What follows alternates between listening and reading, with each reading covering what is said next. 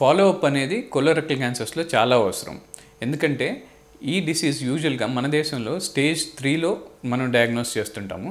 So stage 3లో diagnose చేసిన వాళ్ళకి ఏంటంటే లైఫ్ స్పాన్ అనేది కొంచెం ఎగ్జాక్ట్గా 100% ఉంటుందని చెప్పలేము.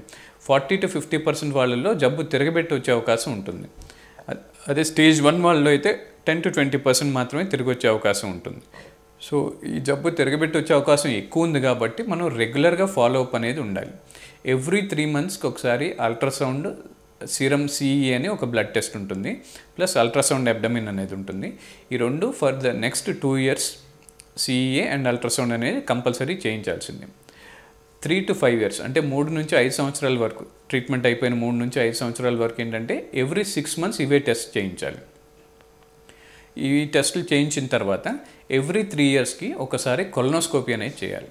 కొలనోస్కోపీ చేస్తే ఇంకా పేగులో ఎక్కడైనా పాలిప్స్ ఉన్నాయా, ఏమన్నా మళ్ళీ మనం జాయిన్ చేసిన పేగు దగ్గర ఎక్కడైనా చేంజెస్ ఏమైనా ఉన్నాయా అనేది మనం ఐడెంటిఫై చేయొచ్చు.